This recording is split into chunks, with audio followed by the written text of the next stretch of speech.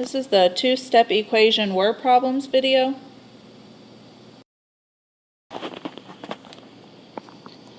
Alright, example one. Hyung had $23 to spend on 6 notebooks. After buying them, she had $11. How much did each notebook cost? Again, like the one-step equations, you have to define a variable, write an equation, solve the equation, and then write the answer as a complete sentence. So the first thing we need to do is define a variable. Again, you find the variable usually in the last sentence, but it's what the question is, what it's asking you for. So how much did each notebook cost is what we're being asked, so that's our variable. Okay, so pick a letter, and then that would be X is how much each notebook cost. The more complicated the word problem, the more important it is to define a very specific variable so you know exactly what it is you're solving for, so you don't get yourself all turned around solving for the wrong thing. Okay, then you're going to go through and write your equation using this variable. So she had $23 to spend on 6 notebooks. Okay, so she had $23 and she bought 6 notebooks. After buying them, she had $11 left over. Okay, so she started with $23. That's how much money she has in her pocket. Then she spent money on 6 notebooks. Spent means that she took money away from her pocket, like she gave the money away, so that's minus. If she had earned money, then you would be adding it to how much money she has now. But she's spending it, so you take the money she has now, which is $23, and you subtract how much she spent on the notebooks.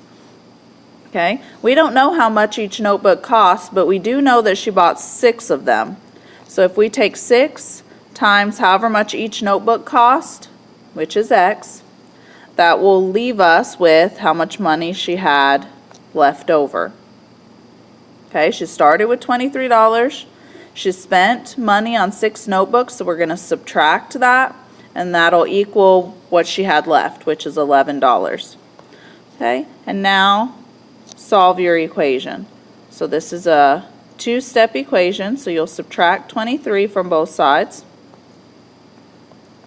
and get negative 6x equals 11 minus 23, which is negative 12, and then divide by negative 6. So x will be positive 2. Okay, so positive 2 what? So this is where you go back and try to write your answer as a sentence.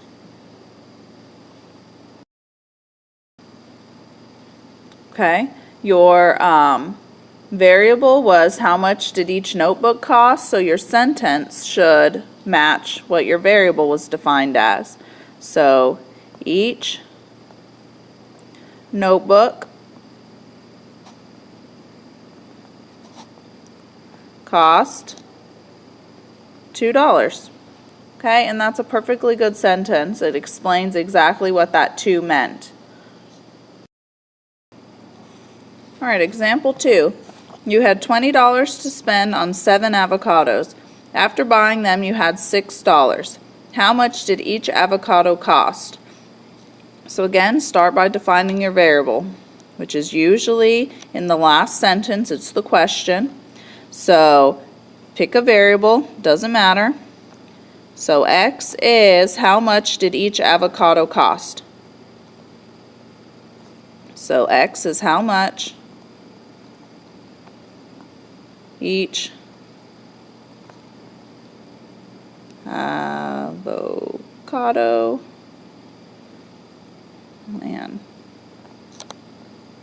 cost. Okay? Then you'll go through and write your equation. You had $20. You spent you had $20 to spend on 7 avocados. After buying them, you had $6 left over. This is very similar to the previous problem. You started with $20, and when you spend money, that's subtracting. If you're earning or gaining money, that would be adding. So you spent it on 7 avocados, so that would be 7x, and afterwards you had $6 left over. Okay? And then solve your equation. So subtract 20 from both sides. You do get a negative number, but that's okay because you're going to divide by a negative 7. So it's perfectly fine to get a negative 14 over here on this side. Turn around and divide by negative 7. X is 2 again. All right, what does that 2 mean? Okay, our original variable said how much each avocado costs. That's what X is. So that means that each avocado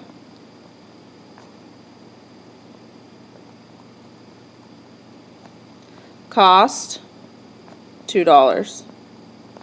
Okay, that's what that 2 tells us.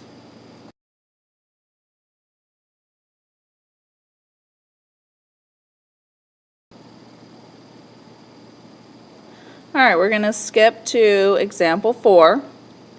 It says Shauna rented a bike from Arjun's Bikes. It cost $14 plus $3 per hour.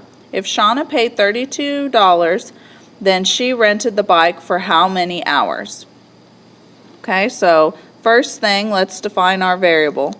So it says if Shauna paid $32, then she rented the bike for how many hours? That's your question. So that is the variable. Okay, so pick a variable, any letter. It could be X, it could be H for hours.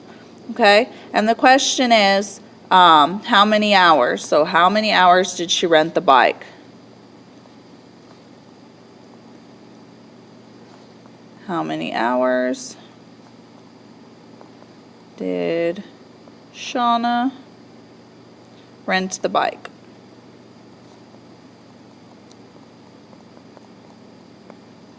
Okay, that's the variable, that's what you're looking for.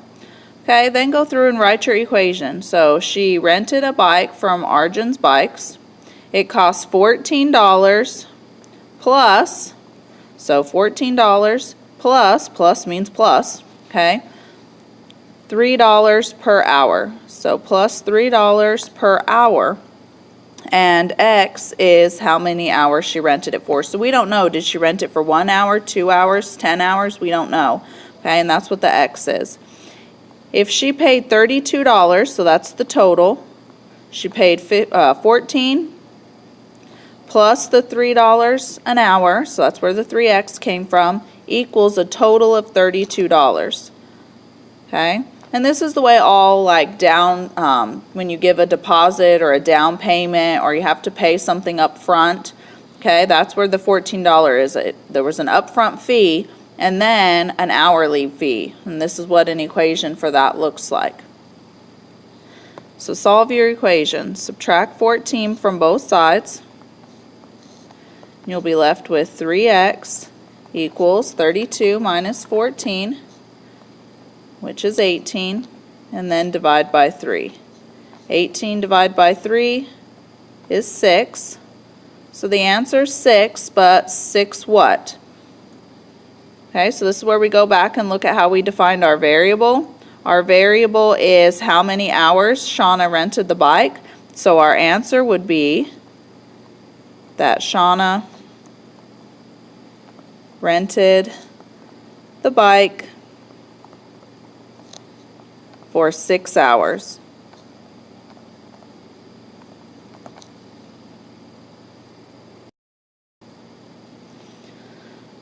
All right, so this next type of problem is a little bit different. You'll see these on the ACT and SAT, especially the ACT. They like this type of word problem. So it says the sum of 3 consecutive odd numbers is 69. What is the smallest of these numbers? So start out by defining your variable. Okay, what is the smallest of these numbers? So X is the smallest number.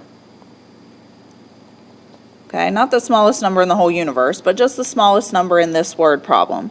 Okay, then it says the sum of 3 consecutive odd numbers is 69. So you know that you're going to be adding something plus something plus something is going to equal 69 because it said sum, and sum means to add, and you're adding 3 consecutive odd numbers. So you're going to add an odd number plus an odd number plus an odd number will equal 69. Okay? So in your first blank is going to be your variable, the smallest odd number. Then you're going to add the next odd number. So if you come down here and think about, let's just pick, let's say 1, 3, and 5 are odd numbers. Okay, if x is 1, how do I go from 1 to 3 and skip 2? Well, 1 plus 2 is 3. Okay, so that'll get me to skip from the first odd number to the second odd number. I have to add 2. So we'll put in an x plus 2 there. That'll take me the first odd number. By adding 2, I skip the even number and go to the next odd number. Alright, so then we need to go from 1 all the way to 5 down here in this green example. So if I want to go from 1 to 5, then I'm not adding 2. If I want to go from 1 all the way to 5, I need to add 4. 1 plus 4 is 5. So starting with my smallest odd number, I'm going to have to add 4 to skip, because to go, the first odd number is x, then I have to skip an even number and go to an odd number, so that's plus 2. Then for the next odd number, I have to start with the smallest number again, and I have to skip the even and the odd and the even, and then get to the odd. Well, that's skipping 4 numbers. Okay? So this is your equation. These can seem confusing, but once you get the hang of it, every consecutive even or consecutive odd word problem is set up like this. It's very, very, very similar. So it's confusing at first, but once you get the hang of it, they're all set up exactly the same. Okay, so then solve your equation. So combine my like terms. I'm going to combine x, x, and x. So I have 3 x's, which makes sense because I had 3 consecutive numbers. And then combine my constants. So I'll have plus 6 equals 69. So subtract 6 from both sides. I'll be left with 3x. I'm going to go ahead and move this over here so it's easier to work with. Equals 63, and then divide by 3. 63 divided by 3